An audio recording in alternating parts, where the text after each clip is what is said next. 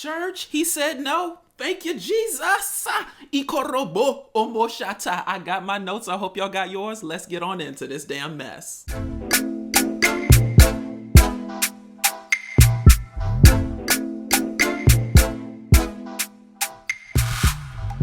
Testing, testing, 1, 2, 3. Can you hear me out there? Y'all, to my returning church members, baby, welcomes. And to all my new people, please make sure to smash that subscribe button and to also click that bell notification so you are notified every time I decide to upload a video.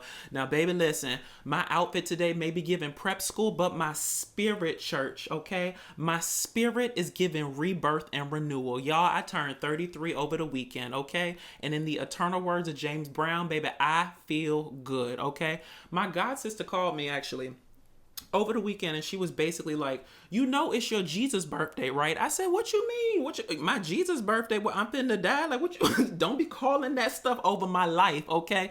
And she said, no, 33 is the number of renewal, okay? It's your year of rebirth and renewal. So church, baby, I am claiming rebirth and renewal for this year for me. And just like our couples, whether they decided to stay married or get a damn divorce, they are all going through some version of rebirth and renewal, okay? So look at your neighbor and say rebirth and renewal. And if you're by your damn self, look in the mirror, baby, and say rebirth and renewal, okay? With an F at the end, okay?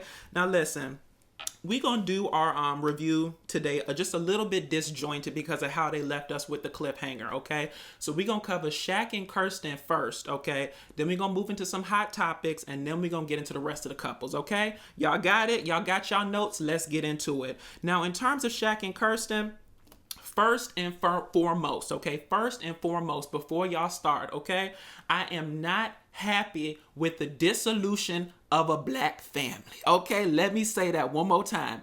I am not happy and I am not reveling in the dissolution of a black family, okay? However, what I am reveling in is people making decisions that are best for them, okay? And Shaq looked at everything on his plate and he said, listen, I don't want this anymore. And there is power in that. And I have so much respect for it. Okay, y'all, I spent almost 9 years in corporate America doing a combination of accounting and contracts management. Okay, baby, I was good at it. Okay, I made some good money at it. I was successful. I probably could have continued it perpetually into the future if I wanted to. But baby, my heart wasn't in it, okay? And what life teaches you is that just because you can do something doesn't mean you necessarily should, okay? So could Shaq have stayed in his marriage? Absolutely. Would he have been successful in it? Absolutely, okay, because his mindset was set to try to make the marriage go in the best and the most longevity-based way it could, okay? So he would have been successful at it because everything he puts his mind to, he's successful at, okay? But would his heart have been in it and would he have been happy? Absolutely not, okay? So I completely validate his decision. I ain't got no problems with it. The only issue that I seem to have in terms of his aftermath is the whole hemming and hawing and the wavering, you know, back and forth, should I or shouldn't have. Listen, I respect people that stay 10 toes down in their damn decision making, okay? Stay 10 toes down in whatever decision you make at the time. Do not make a decision if you're going to keep hemming and hawing and going back and forth on it. And that seems to be what he did afterwards, right?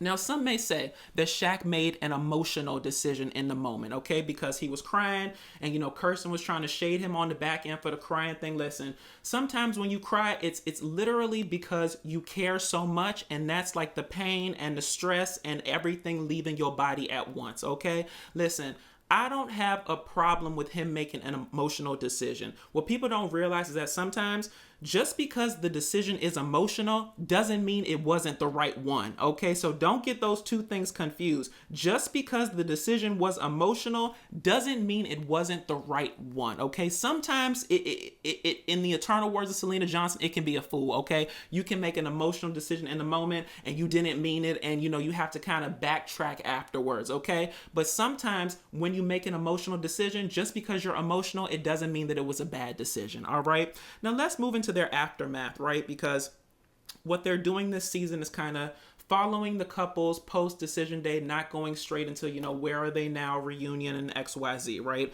So in terms of the Shaq aftermath, he did a combination of gym, friends, and hemming and hawing. Listen, I'm all for Shaq getting back in touch with Shaq and doing things to make himself happy and doing things that remind himself of his past life and where he sees himself going.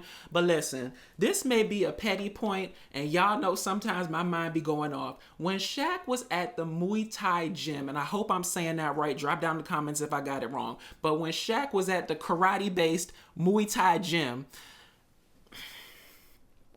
did y'all see what was that what was that hairy thing hanging out of his tank top? Okay, listen, I know it's petty, but I rewound it so many times. Listen, it's either some sort of birthmark, okay, or some sort of hairy Chewbacca thing on his I didn't know what the hell it was, okay? I was looking at his other shoulder, it didn't have it, so I'm assuming it's some sort of birthmark. But listen, I didn't care what they was doing down to the gym. I didn't care about the combos he was putting in. I don't care, about him pinning people to the floor.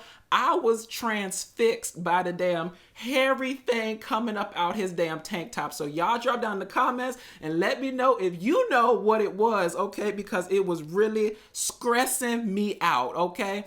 Now, in terms of Shaq sitting down with his friends and them, asking him the questions whether or not he thinks he made the right decision, listen, sometimes the people in your life, they mean well, but they can actually send you down, the road of bad decisions, okay? Because listen, in the eternal words of Steve Harvey, you can't drive your car while always looking in the damn rear view mirror, okay? You made the decision at the point in time that you made it. It was the right one for you. Move forward in that, okay? You may not know what the future holds, but this whole thing of trying to, keep a foot in both worlds, it never works out, okay? You made the decision, stay 10 toes down in the decision, and move forward right now, and don't let people keep trying to, take you through the mental exercises, okay? Because it can only lead, to hurt, to pain, and to regret, okay? So you made the decision that was right for you, move forward in that. In terms of the Kirsten aftermath, listen, it might be petty, okay? It might be petty, but I was so overjoyed, okay, to find out that Kirsten found time, okay,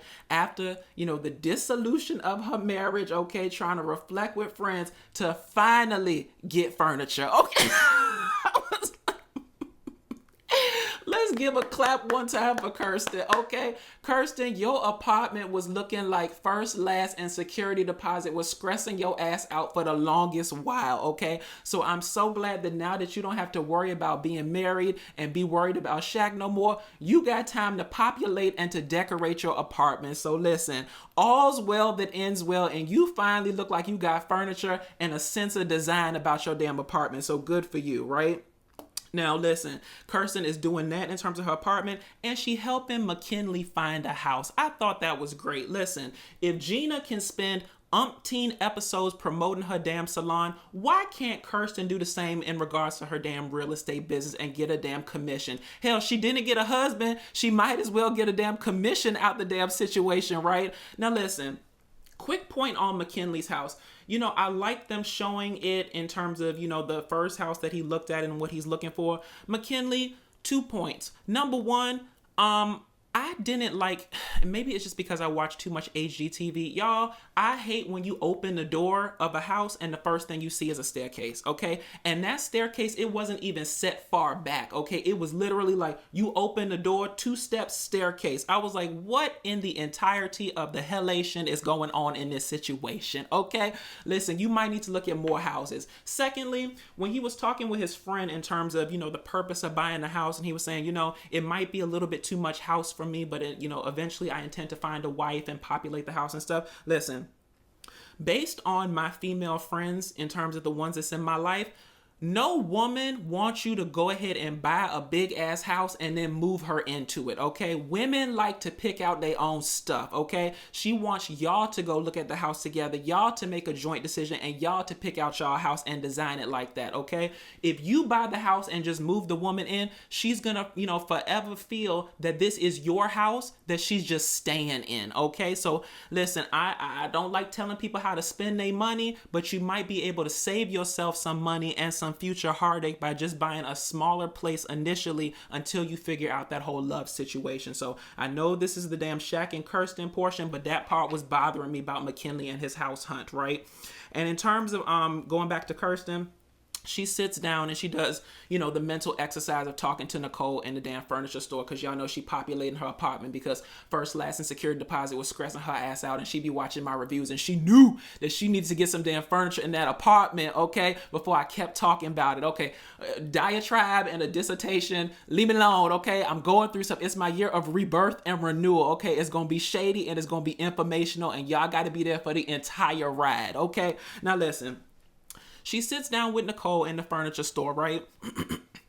And she starts talking to Nicole about, whether or not she'd be receptive to Shaq reaching out. Listen, Nicole, I give you a lot of hell sometimes. Kirsten, I give you a lot of hell sometimes. But listen, in the eternal words of Judge Lynn Toller, never let a man have to tell you twice that he don't want you, okay? Listen, one time is enough. Get the lesson and move forward with that, okay? Do not listen to Nicole. Do not do the damn exercises of if, should I, could I, would I? No, okay? And I really loved how you stuck up for yourself in that damn store where you were basically like, if he reached out to me, I would be receptive to it eventually. But in terms of right now, I'm not reaching out to him. I already told him that I would stay married to him, okay? And, he decided that he wanted to get a divorce. So what do I look like chasing after him? Never let a man have to tell you twice that he don't want you, okay? Now, if he comes back after the fact, that's a whole nother story for a whole nother day, okay? But if he has already told you that he don't want you, do not chase after that damn man, okay? Have enough self-esteem for yourself, enough self-worth, and move forward, okay? Now let's move on to these damn hot topics, right? And let's talk about Kirsten sitting down to the table with the other couples, telling the people that she has closed the door on Shaq, okay? Continuing on from my earlier point, I love it, okay? Is it immature? Yes. Could there be some growth, needed in the situation? Absolutely. But I think Kirsten is a lot like me, okay? When I am all in, I am all in. But when I am all out, baby, I am all the way out, honey. Find me at the damn corner, okay? Not selling coochie. Just find me at the corner because I'm done. I'm out the house, honey. I'm gone, okay? In the eternal words of Faith Evans, I am gone already, okay? She said, I'm not checking in on you. I'm not giving you a phone call. I'm not texting you. I'm not trying to figure out how you are, how your emotions are. I have closed the door, okay? And I have to personally do that in my life when I, leave somebody or when somebody leaves me, okay? Listen, first off, people always saying, do you unfollow people when you break up with them? Listen, first off, you have to follow people in order to unfollow them. Listen, my friends always get on me about it, but whoever I'm dating, I do not follow them, okay? Because I don't, in terms of Instagram, TikTok, blah, blah, blah, social media, because I hate that point at the end of the relationship where, people looking in terms of who you follow. Oh, so-and-so followed so-and-so. Oh, they must be going through something. No, okay? We can be together. We can support each other. I can like your post. I can know where your page is, but I don't follow you, okay? Because I'm petty. And at the end of the relationship, I don't want to have to go and have to unfollow you. That's an additional step, okay? So I'm not going to do that. So I'm all with Kirsten. I don't want to see you. I don't want to hear from you. Listen, I'm not taking your calls. I'm not, texting you. I'm not following up on you. Listen, you lucky if you not just straight up blocked from my life, okay? Is it petty? Absolutely. Do I have some growth to do like Kirsten? Absolutely. But listen, sometimes you have to do certain things and put up certain safeguards in order to keep your heart safe, okay? And I know me. I can't be halfway in and halfway out. Either I'm all the way in or I'm all the way out. So is it petty? Absolutely. But me and Kirsten gonna sit down on her new furniture in her new apartment and have a petty party with blocking Shaq and leaving him on damn red, okay? Now let's move on to our next hot topic and let's talk about McKinley sitting down to the table talking about Dom is immature for getting a dog, giving her, lifestyle or whatever. So apparently Dom, works a whole bunch of crazy hours, and she said that post decision day, not even decision day, because post leaving McKinley, okay, she decided that she don't need a man in her life. She decided she need a dog, okay? So she got a, little bow wow. It seemed like all the women on this show got dogs at this point. Listen. And so McKinley done sat, in our faces on this damn show and said out his throat face and teeth that, Dom is immature, forgetting the dog, and it just shows like the level of maturity or lack of maturity that she has, that, she had to get a dog or something like that. McKinley, the thing about you is pot meet kettle, okay? You want to talk about immature? Ain't you sniffing around your friend's spouse when they haven't even been divorced yet? So I don't want to talk to you about anything regarding somebody else being immature while you sniffing around your friend's wife, okay? So listen, could be the right message. Maybe the lady is immature for working many hours and having a dog that she don't see all the time. But listen, until you tend to your own garden, don't be talking about hers, all right? Now let's move on to Nicole playing matchmaker at the table. Y'all, let me tell y'all something that really pissed me off and really just, upset me.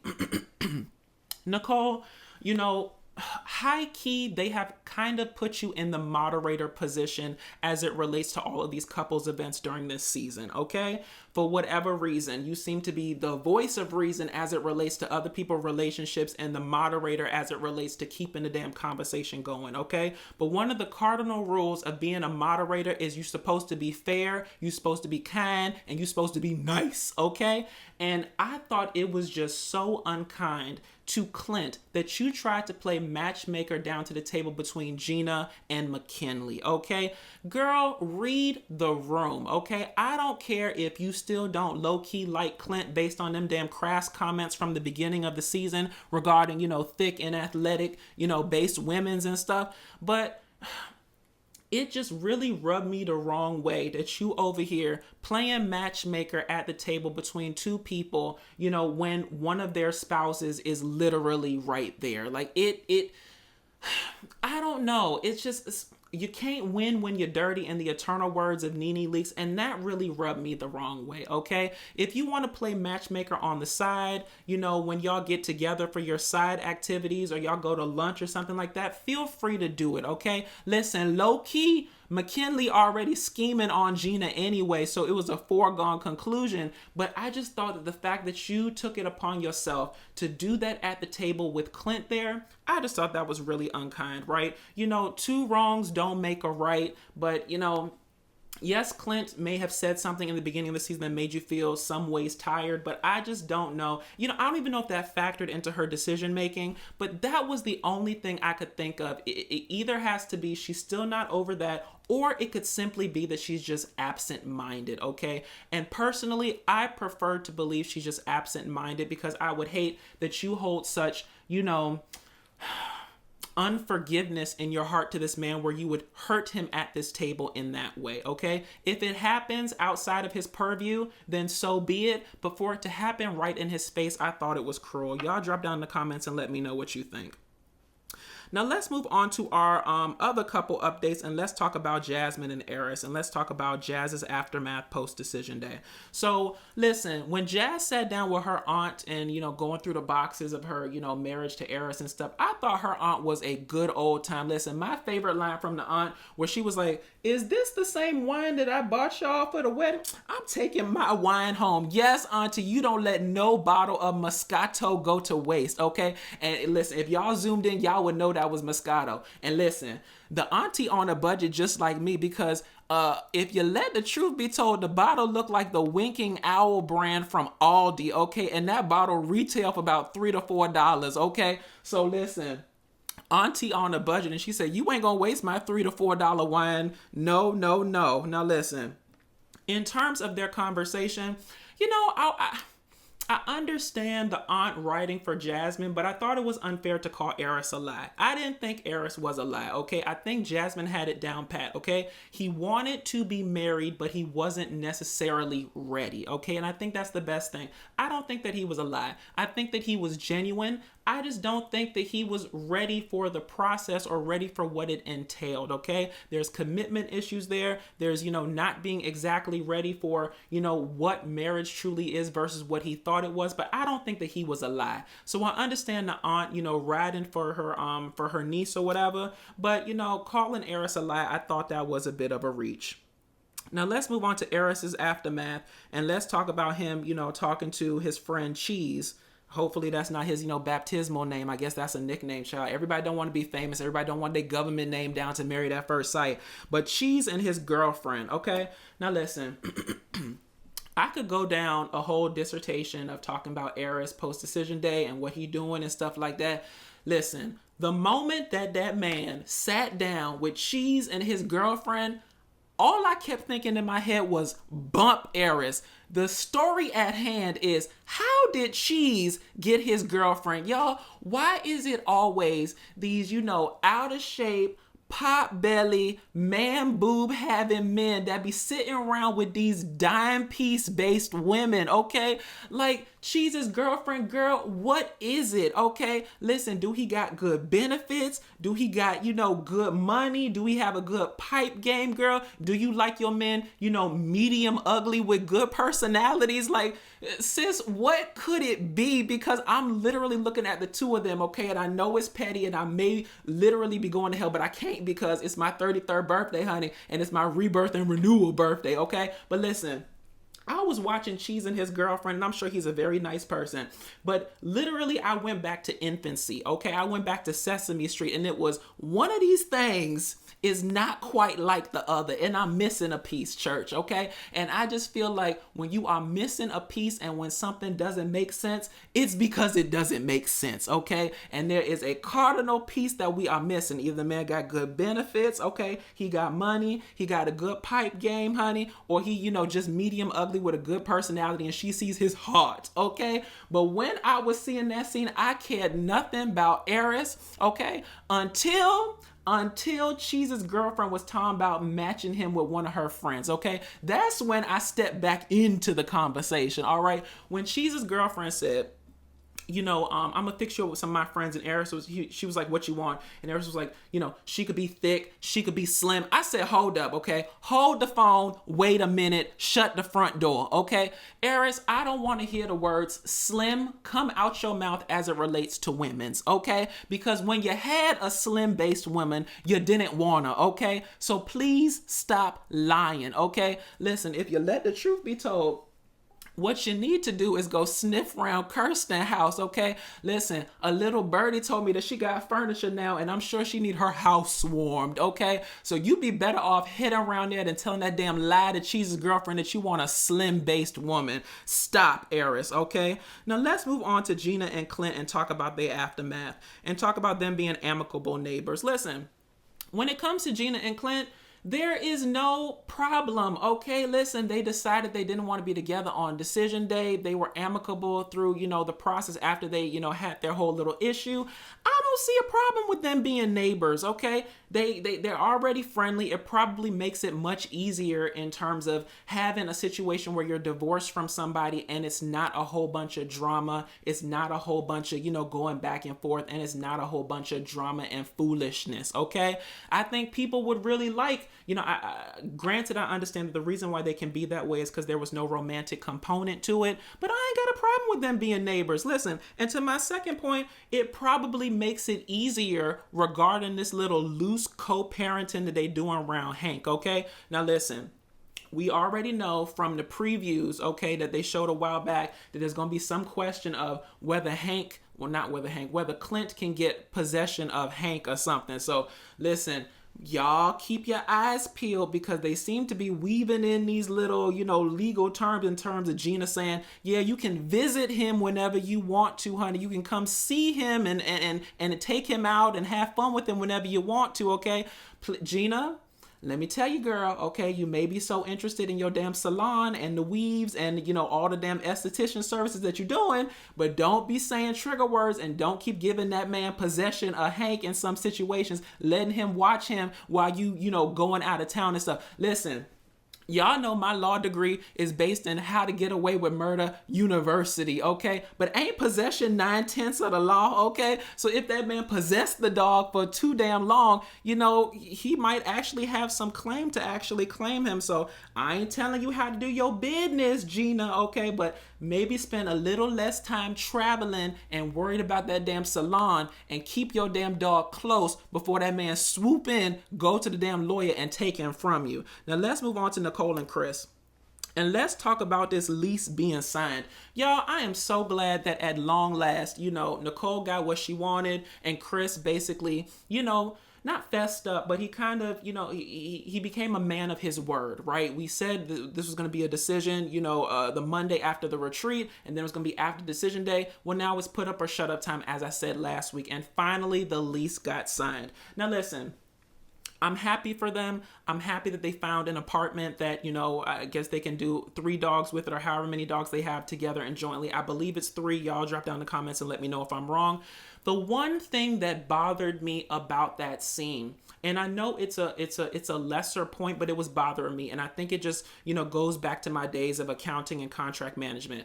Nicole, never sign any damn contract that you haven't read thoroughly, okay? And if you don't understand any damn terms in the contract, baby, find a lawyer friend, or you get a damn lawyer on retainer to read it. It really just, made me nervous that she kind of just thumbed through it just a little bit, and she asked him if he had read it, and then she said okay, and then just put her damn, Johnny Hancock on that damn paper, okay? Listen, I don't even know if this was a real story, but there was a something in the news, or maybe something I saw on social media. But this lady, her husband was in the business world, and he would always be doing something with paperwork and stuff, and he would be funneling her papers, and she would just sign them. She wasn't paying no attention. That lady did not know that she was signing away all the rights to all the stuff she would be due in a damn divorce. Okay, so I'm not saying that Chris is manipulative like that, even though he does have some lightweight tendencies of manipulation, but that's a whole nother story for a whole nother day. But Nicole, just if I could give you just one piece of advice, but one piece of advice in addition to running, not walking to get a therapist, I would say just make sure you read over all your contracts before you sign them, okay? Smaller point, girl, and I'm sure it was a standard boilerplate lease template, but it just made me a little bit nervous for you in terms of your trusting nature and this man smiling in your face, handing you a contract. So do better. And now, in terms of their second point, let's talk about this bank account wars. Listen, I told y'all last time how Nicole is always creating problems where there are none, okay? Listen, sometimes you just got to celebrate the win, okay? Not even 5 minutes after getting the damn lease paperwork signed that you've been stressing this man out for the longest, okay? You over here talking about, I think we should have a joint bank account. Girl, can you let the man have 24 hours of peace before you start with your next thing, okay? Listen, I'm a firm believer in the Steve Harvey mentality regarding bank accounts. Okay, he said every married couple should have 4 bank accounts. You each have your own separate checking account that's yours to do with whatever you want to. You have a joint checking account that you each put money in for the household bills to be auto drafted or however they get paid. And then you have a joint savings account that, it takes both of y'all signatures to move money in and out of. Okay, the 4 bank account system. Now, do I think y'all need a joint bank account eventually? Absolutely, okay? But listen, yes, you can give the man 24 hours before you have the damn conversation regarding finances and merging them, but if you let the truth be told, you might be better off waiting a year or however long the lease is, just to make sure that y'all solid before y'all start putting y'all names on documents together, down to the damn banking and financial institutions. Listen,